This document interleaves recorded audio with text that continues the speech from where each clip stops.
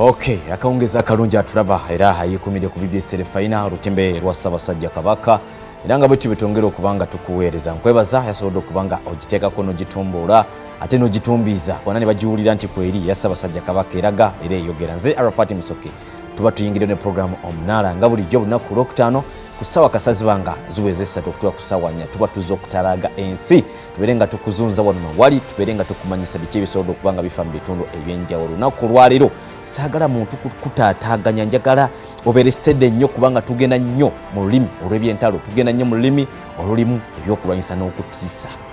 n'okutegeeza amazima agali mu nsi. Obadde okimanyi nti essaawa zino eggwanga oba amawanga oba ensi zoolekedde okuyingira ssematalo owokusatu? Ekyo kitono. Okimanyi nti essaawa zino waliyo eggwanga eriri ku njegoyego z'okukubwa nuclear lisaanewo, ebisigadde soke tubiveeko katonotono. Nakugamba nti nze nsinga kubanga nsunula gye twava nenzija we tuli nenkubako ne ku tooki maaso zize nkunyonyola wakati w'obunkenke America Bungereza, America Russia, America Iran, America Korea. Nenkugamba nti wayinza okubaawo ekibi ekiyinza okubanga kibalukawo nenkunyonyola ku lutalo lwa Iran n'eggwanga erya Israel nga bwe lwali lutuuse okumpi ennyo okulaba nga tufuna ssematalo owokusatu, naye ku luno ekyenjawulo kya nyukiriya. Bwe twogera ku nyukiriya mu kaseera kano twogera ku mawanga galina nyukiriya okuba nti gasembereganye, okuba nti galina we gagenda okubanga galwanira. Ng'Omuganda bwe yalugera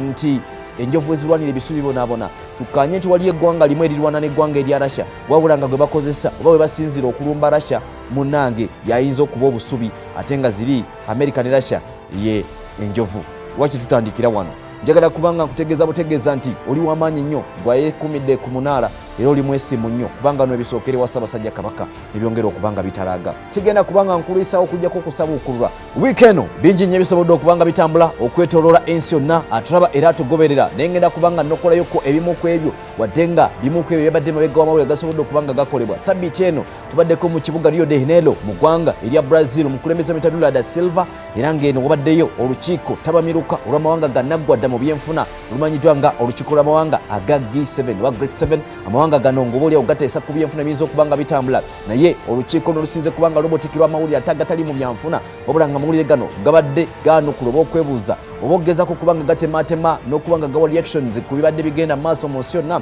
Olw'okuba nti ku Monday ya wiiki eno eggwanga erya America lyava ne libeera nga litegeeza nga erasobola okubanga liwa eggwanga erya Ukraine olukusa okuba nti bakozesa egimu ku mizinga gyabwe egy'amaanyi ennyo n'ebikompola bisobole okubanga bikuba ku ttaka ly'eggwanga erimanyiddwa nga erya Russia. Russia ezze ekyogera lunye lumonyere nga mulere gwa ssunda era ezze kino ekiyimba buyimbi nga luyimba ng'etegeeza amawanga nti kagenda kuba kaseera kazibu nnyo America serenga erikwata ekkubo nekkiriza eggwanga erya Ukraine okukozesa ebimu ku byokulwanyisa eby'omutawaana. Russia ezze ekyogera nti zibayita red lines, akakoloboza akamyufu. Russia keetakkiriza kubanga osala okuba nti kagituula oba kagitwala ne kagisitula ne kagisuula mu ssematalo owokusatu munnange obusaze buno bonna bumaze okubanga busalibwa. Era Russia ezze n'okolayo ensonga ez'enjawulo, ezimu ku ezo ne mubadde ensonga y'okulaba nga abasajja ba Ukraine bakubako ku bifo bya Russia nga bali munda oba ebifo byawambibwa eggwanga erya Russia nga bali munda, okozesa ku byokulwanyisa by'omusajja Omumerika ne bikubako ku bifo bya abasajja ba Russia, saako okuba nti Omu-Ukraine yennyini akwata ekkubo n'abeera nga ayingira mu ggwanga erya Russia nga bakozesa ebyokulwanyisa by'omusajja amanyiddwa nga Omumerika. Yebuvudde katonotono situyiza kubanga twerabira ekyabadde mu mwaka guno kikyokuba nti omusajja Omu-Ukraine yakutte ekkubo n'abeera nga yeesolosa mu bitundu bya Russia ebya Kursk era nga bakozesezza obuyambi okuvako mu ggwanga erya America. Lwaki tugamba bwe tuti eggwanga erya America twagenza okubanga tulaba ng'ezimu ku ntambula ezakozeseddwa naddala emmotoka ebyamagye okuli Bradley saako ebyokulwanyisa nga emizinga saako ebikompola ebya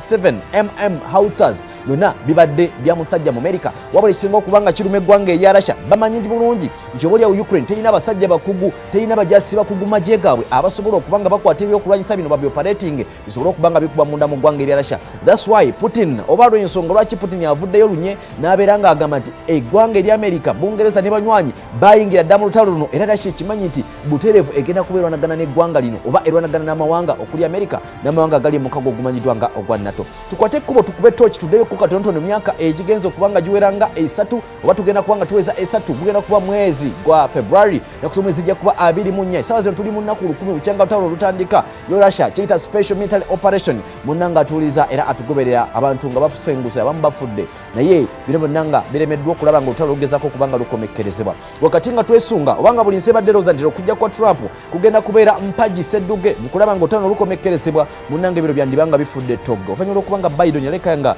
bino yakutte ekkubo n'abeera nga byonona n'alangirira era n'ategeeza eggwanga erya Ukraine kye mbadde mukaabira Zelensky yobadde osaba okulaba nga tukkiriza ebyokulwanyisa bibeere nga bikubiwako mu ggwanga erya Russia munnange tukikuwadde beera nga okikozesa lwaki kino kibaddewo nga kyebuuzibwa ate nga ebyokulwanyisa bino Ukraine emaze ebbanga nga ebirina okusinziira ku mateeka n'endagaano ezakolebwa wakati wa Ukraine n'amawanga gano agagiwa ebuyambi mu kulwanagana n'eggwanga erya Russia baba bategeeza nti tetugenda kukwata kubo kubanga tubakkiriza kukozesa byakulwanyisa bino wadde okubanga tubawa permission oba olukusa mugende maaso n'okubanga mukuba eggwanga erya Russia naye mba mwagala kulwanyisa Russia mukozese ebyokulwanyisa byaffe mukasuke mu bitundu Russia byasobola okubanga ebawambako kubanga bino tubibala nti bikyali mu ggwanga lya Russia era Russia ino kino yagamba tekirinaako buzibu wabula buzibu kulaba nga basukka ensalo tuze tulaba ebyokulwanyisa byebimu nga bikuba mu nfo omuli Crimea wadde nga nakyo kyaliko okuvuganya wakati wa Russia n'eggwanga erya Ukraine niyo oba oliawo nakyo tugamba nti awo zibadde ensiitaano oba kifo kya nsiitaano mu Odessa mu Donetsk mu Luhansk mu Kherson ne mu Zaporizhzhia bwebimu ku ebyo ebitundu Ukraine ebadde esinga okubanga ekozesa emizinga gy'abasajja bana b'Amerika ATACMS nebeera nga egikasukayo wabula nga kino kisigala kiraga nti oba oliawo Ukraine ekyalina omukisa ogukleiminga ebitundu bino nti bikyali byabwe kubanga tebinnaba kubanga birangirwa mu butongole oba oliawo okwetola ensi yonna okubikakasa nti ddala kituufu byasobodde okubanga bidda mu mikono gy'omusajja amanyiddwa nga Omurussia kale endagaano zino Volodymyr Zelensky omukulembeze w'ekibuga Kiev n'eggwanga erimanyiddwa nga erya Ukraine aze akisaba nga agamba nti bamukkirize asobole okubanga akubako munda mu ggwanga erimanyiddwa nga erya Russia era nga yasuubira nti gyayagala okubanga akuba zizimu ku nfo eziwagawaga Putin n'okumuwalawala era nga zasinziramu n'abeera nga akola obulumbaganya ery'eggwanga erimanyiddwa nga erya Ukraine n'olwekyo Putin weba n'akuba ku nfo ze zino n'alabanga munnange amaanyi gongedde okubanga gamukendera ajja kuwalirizibwa okulaba nga ajja ku mwanjo asobole okubanga ayita enteeseganya wakati we n'eggwanga erimanyiddwa nga erya Ukraine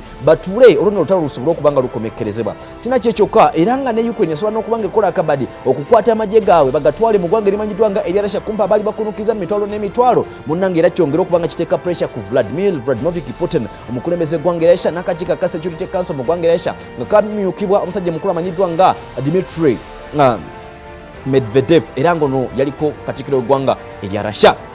bwe tutuukidde essaawa zino nga buli omu yeeraliikiridde era nga abasinga okubanga batunula n'okubanga bagoberera ensonga zino nze nange ndi omu ku bo abasomye ku byafaayo ne mumanya nti waliwo kye bayita mizo crisis eyali mu ggwanga erya Cuba abasoma ku ssematalo owookubiri ebintu byonna ebiraga emmanduso z'ebintu nga bino oba emmanduso za conflict zino zaali zibaddewo tusobola okubanga tulaba obutalo obumyufu nga butandise okubanga bwaka obulaga nti ensi yandigenda mu ssematalo owokusatu wabula nga ssematalo owokusatu ku luno agenda kubanga ajja nabyakulwanyisa ebyannamuzisa ebyokulwanyisa ebya nuclear twogera ku nnamuzisa twogera ku kyokulwanyisa tulaba era tugoberera ku BBS ekisobola okubanga kitta abantu obukadde n'obukadde mu seconds kakuwa ekyokulabirako ekibuga negasa kini Hiroshima babisuulako bomu okwali ekika ekya Little Boy ne Fatman era nga gibayita ya Little Boy yakuba mu Hiroshima endala eya Fatman nekuba mu Nagasaki wabula ebibuga bino ebyali kungulu byadda wansi n'ebyali wansi ne bidda kungulu abantu emitalo n'emitalo gyafa wabula bino byonna byayita mu seconds nga musisi bwayita n'ekino bwe kyasobola okubanga kibeerawo kakati nno okusinziira ku byokulwanyisa bye tumanyi ebiri mu arsenals oba ebyokulwanyisa ebiri mu materekero ga America n'eggwanga erya Russia ng'amawanga gakabejja mu kuba ne nuclear bwe bitunuulidde essaawa zino abasajja basobodde n'okubanga bakolayo ekyokulwanyisa kimu bwe kiti nga kino ekyokulwanyisa kikubisa amaanyi ga bomu ezo ezasolibwa ku Nagasaki ne Hiroshima ebino egisoba 50 tugenda kubanga tubitunuulira era nga bitugenda okubanga onakuba twongera okubanga tukubamu toki zezimu ku bomu zisenga olutalo lwa nuclear luba lubaluseewo buli omu zalina ze yeesiga oba emizinga buli omu gyalina gye yeesiga ejja nuclear gyasobola okubanga akubisa munne oba eggwanga erimu nebeera nga lisaanawo ku ebyo tugenda kubanga tutunuulira bomu ey'omusajja mu America emanyiddwa nga B-83 era ng'eno esobola okubanga esitulwa n'ennyonyi eya B-83 bomba wabula ng'eno bo bagita B-83 bomb wabula tugenda kubanga tutula ne ku bomu esinga okuba ey'omutawaana essaawa eno eyogerwako naye ng'eno ekyenjawulo kyeyina ey'omu Russia nti yo esindikibwa busindikibwa na mizo si ya nnyonyi eriyo mu America bagisitula na nnyonyi wabula eno ey'omusajja mu Russia bagisitula oba bagisindika na mizo okuva wali ku launching oba ku kifo basobola okuba nga bazironchingira. Kasooke tulindeko kubanga tugendayo keeyo. Essaawa zino tulina obuzibu mu nsi yonna era nga buli omu atunuulidde ettabbu eyinza okuba nga ebalukawo, naye nkugambye nti emmanduso yavudde ku Joe Biden omukulembeze eggwanga erya America asulira okuva mu ntebe mwezi ogwa January okubayo nakkiriza eggwanga erya Ukraine okukwata ekkubo bakozese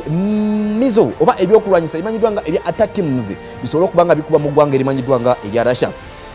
Mwana wattu bino bisobola n'okuba nga biba n'obusobozi obwetikka kibayita warheads ezisobola okuba nga zibeerako nuclear omutonotono atali w'amaanyi nnyo akosa. N'olwekyo kino Russia kyeyagamba nti gye bayita red line gyezimu kwetunuulidde nti senga ziba zisobodde okuba nga zisalibwa butereevu baba bakimanyi nti bayingidde butereevu n'eggwanga erimanyiddwa nga erya America mu lutalo. Si kyokka tusuubira n'eggwanga erya Bungereza nalyo lyakkiriza abasajja bano abamanyiddwa nga aba Ukraine newankubadde nga bakyekazaakasa bana bakuba nga bava ku kyatula nnyo n'okuba nga bakyogera wabula nga nabo bakkiriza nti omusajja mu Ukraine asobole okuba nga akwata ekkubo akozese ku byokulwanyisa bye bye bayita ebya storm shadow missiles. Sakodo omusajja Omujamani Olaf Scholz naye akyali awo agezaako okuba nga abitulatunulamuko naye tumanyi bonna balinnya mu kibu era nga n'Omujamani alina ekyokwenzesa oba mizo emanyiddwa nga eya Taurus. Kati zo zonna oba ozitunuulidde zisobola okuba nga zikuba butereevu mu ggwanga Russia. Bano bagamba nti bagala kuteekawo pressure ku Putin asobole okuba nga ajja mangu atule ku ntebe bateese n'eggwanga erimanyiddwa nga erya Ukraine. Oba bw'abazze ku ntebe abeereko by'asaba naye nga tebigenda kubanga obaolyawo Ukraine efiirwa ky'amaanyi nnyo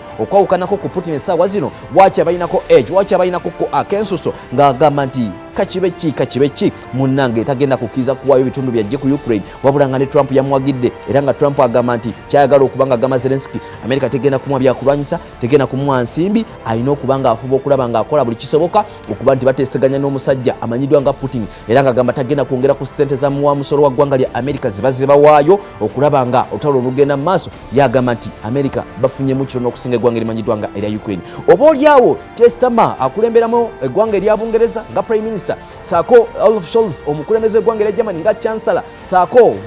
mukulu Biden ng'omukulembeze eggwanga erya America asigazaayo ennaku obunaku bakirabye nga okujja kwa Trump kuyinza okuba kugenda kutta ebibalo byabwe okugamba nti twanguye yanguye wakiro nowaanaatuukira nga Ukraine tugiwaddeyo olukusa wakiri naye womerwekoko ku mizinga gyaffe gye gisobola okuba nga gikuba ewala. Ze nkugamba red lines esobodde okuba nga zinyiza Putin. Bino byonna nga bigudde mu matu ga Putin ku lunaku lwabadde lwakubiri munnange yagambye tetugenda kuba nga tubitwala butwazi nga ebyamannyo weno era Putin n'agamba nti kye tulina okuba nga tukola kwe kulaba nga tuwandiika mu buwandiike era tutandika okuba nga tukakkanya ne kugwamu ku mateeka gaali gateekebwa ku nuclear mu ndagaano ezaakole mu ggwanga erimanyiddwa nga erya Russia eryabo byokwerinda. Putin yabawa ekiragiro nti oba oliawo eggwanga eritalina busobozi bwa nuclear terirumibwanga eggwanga eriyina nuclear era nga kino kiri mu lupapula olweru ne bwina omuddugavu ne mu Russia babadde bakiinako. Wabula olunaku olwokubiri Putin yavuddeyo n'abeera nga kino akijungulwa era bwatyo bamuwadde olupapula luno ab'ebyokwerinda naluteekako omukono nga kuliko ebigambo ebiraga era nga bikkiriza nti eggwanga erya Russia lisobola okuba kakati likuba eggwanga eritalina nuclear senga babategedde nti eggwanga lino lirina obusobozi obusobola okuba nga bubalumba ne nuclear wadde bamugje ku ggwanga eriyina nuclear. Kanki kunyonyole mu bulambulukufu eggwanga erya Ukraine bwe lifuna ATACMS oba mizo zino eza ATACMS nga zisobola okuba nga zeetikka nuclear omutonotono n'agendako kibayita warhead nga bagisibyeko kitegeeza nti butereevu nuclear ono aba akozeseddwa eggwanga erya Ukraine kakati olwo kiba kigifuula target. Wabula kino tekibaddemu buwandiike mu mateeka g'eggwanga erimanyiddwa nga erya Russia ag'okukozesa nuclear wabula kino kyabadde kirina okuba nga kireetebwa ekiwandiiko mangu nnyo senga Ukraine etandika okuba nga ekozesa ebyokulwanyisa bino newankubadde yabitandisa obikozesa era mu Bryansk twasobodde okuba nga tulaba ku lunaku olwokubiri ng'amagye g'eggwanga erimanyiddwa nga Ukraine gakasuka missiles zino eza ATACMS zabadde mukaaga mulambirya okusinziira ku missiles ebyokwerinda mu ggwanga erya Russia egamba nti yazikubidde mu bbanga wabula emu bagikubye naye ne bajjukako ebipapajjo nga bikyalina omulyoliro nebaako ekizimbe ekyamagye kye bagezaako okuba nga bakuba wadde nga Ukraine egamba nti erina dipo gye yakubye naye Russia egamba nti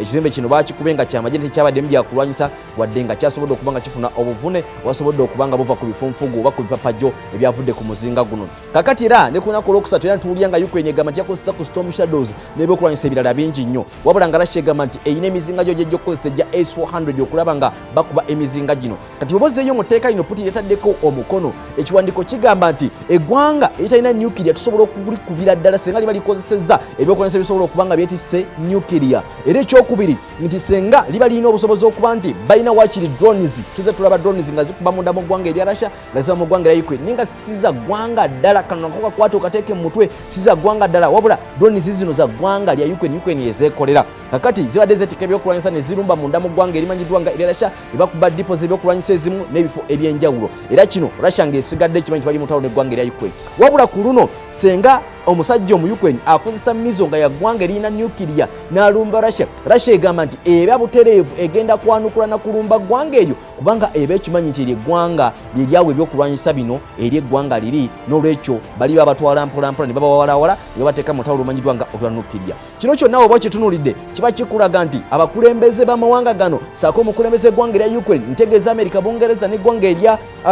Germany tebasaasidde munnansi wa ggwanga limanyiddwa nga erya Ukraine nga bwe nakugambye nti enjovu ezirwanira ebisubi bisobola okuba nga bibonaabona. Incidents zino tuzibale bwe tuti eggwanga erimanyiddwa nga erya omwaka oguwedde bakwata ekkubo ne babeera nga basitula nuclear ne mu guno omwaka ne bamutwala mu ggwanga erimanyiddwa nga erya Belarus nakunyolako ne ku kibayita tactical nuclear weapon ne nkugamba nti guyinza okuba omuzinga omutonotono ne bagusibako nuclear naye nga tagenda kukuba kusasanya kitundu nakuba nti agenda kukosa ekitundu ekinene wabula okujjako okubanga agenda kubanga akuba enkambi ey'amagye oba ekifo ekirimu abalwanyi b'omulabe ekyo kibaita tactical nuclear weapon era nga amawanga mangi ku Bulaaya ge galina ebyokulwanyisa bwebiti ne Bungereza ogibaliramu ne Germany ozibala tezirina nuclear mungi nga woyinza kubala America gwena na ggwanga erya Russia wabula balina ebyokulwanyisa ebiri tactical nga byo bisobola kubanga bikuba bukubi mulabe nga tebikubye kibuga. Kakati Russia naye yasobola okubanga ekola endagaano n'eggwanga erya Belarus okuba nti bayambagana mu nsonga eza nuclear era nuclear asinga owa Russia eba omu bamuwawulamu n'abeera nga agenda mu ggwanga erimanyiddwa nga erya Belarus. Wano mu ggwanga erya Belarus obeera mu tageti z'amawanga agaliraanye eggwanga lino nenga gali mukago ogwa NATO gali Lithuania ga Estonia amawanga okuli Ukraine okuli eggwanga erya Poland newankwadde nga Ukraine tali mu NATO wabula wali amawanga amalala agali okumpi ne Belarus wabula amawanga gano goyizoga nti gali wagguluggulu awo ndoza gebeta ga Nordic ojja kgendako mawanga omuli Finland gendako mawanga nga Sweden gonna woba ogatunulidde kitegeeza nti